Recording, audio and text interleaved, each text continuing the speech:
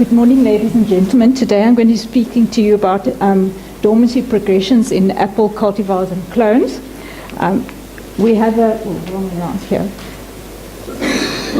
a table. We did 22 different clones and cultivars in two areas, in Boekenveld and in Elgin, in 2 years, 2016 and 2017. Not all of them were available in both areas in both years, but you can see from the table, the ones that are highlighted, there were 16 of them that were available in both areas in both years. So we did dormancy progression curves, very much like Esme explained to you. Don't get a fright when you see these graphs.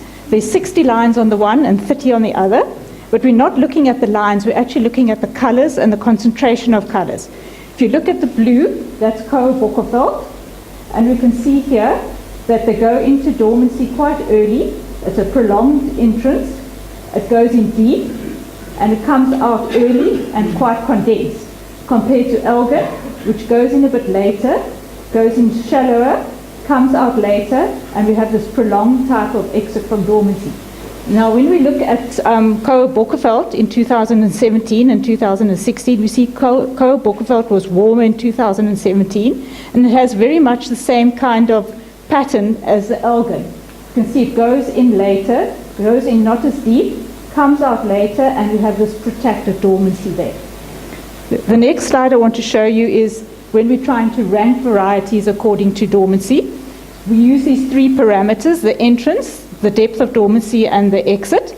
And we find that when we did univariate clustering that the entrance into dormancy and the exit, the varieties jump from one cluster to the other. But when we used maximum dormancy, it was a much more robust parameter, and we could actually cluster the different varieties and they didn't jump. We only had 2 jumps here in the Boekenveld between the 2 years, and 3, 1, 2, 3 in Elgin between the 2 years.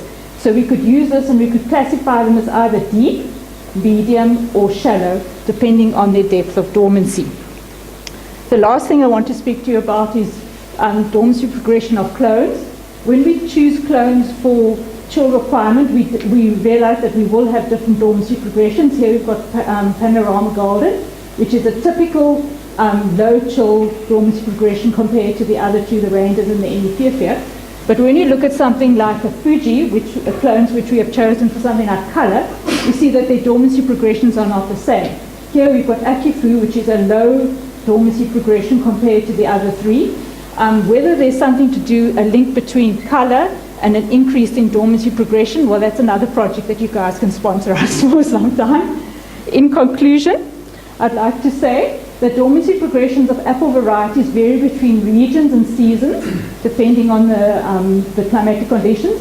Maximum dormancy seems to be the most robust criteria that we can use for ranking cultivars, and clones selected for criteria other than chill requirement don't necessarily have the same dormancy progressions. Thank you.